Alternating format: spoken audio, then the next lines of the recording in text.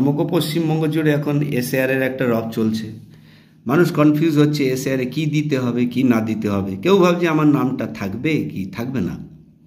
বাস্তব কথা হচ্ছে গিয়ে আপনি যদি নাগরিক হন আপনার নাম অবশ্যই থাকবে, এটা নিয়ে চিন্তা করার কোনো কারণ নেই।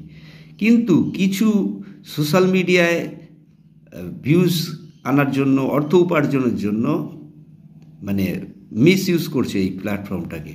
কেমন? তারা ভুল কিছু ভিডিও বানাচ্ছে এবং উল্টোপাল্টা বলে যাচ্ছে, এই বলেছে সেই বলেছে। দেখুন, বিহারের ক্ষেত্রে যে নথিগুলো ছিল সেগুলোই থাকছে এ রাজ্যে। কিন্তু কথাটা হচ্ছে কি, যারা বিএলও, যারা এই লেভেলে কাজ করছে, যাদের দায়িত্ব দেওয়া হয়েছে, যারা ম্যাপিং করেছে 2002-2025 ম্যাচ করে দেখছে কার নাম আছে নেই, তারা কিন্তু মেন স্ট্রিম মিডিয়ায় এসে বলছে যে আমরা এখনও সঠিক পুরোটা বলতে পারছি না, সম্পূর্ণটা বলতে পারছি না। তাহলে সোশ্যাল মিডিয়ায় কী করে সম্পূর্ণটা বলে দিচ্ছে?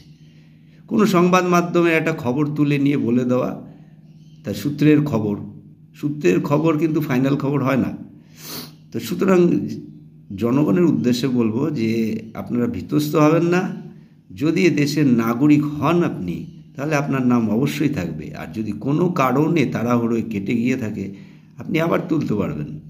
আর যারা অবৈধভাবে নাম তুলেছেন ভুয়ো ডকুমেন্টস দিয়ে, তাদের কথা বলে লাভ নেই, তাই না?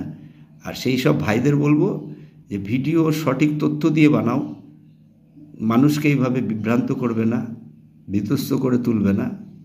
তার ফলে কি হয়, মানুষ অনেক সময় দেখা গেছে ভয়ের চোটে আত্মঘাতীও হয়েছে, এরকমও খবর শোনা গেছে মিডিয়াতে। সুতরাং সবাই ভালো থাকবে, সুস্থ থাকবে।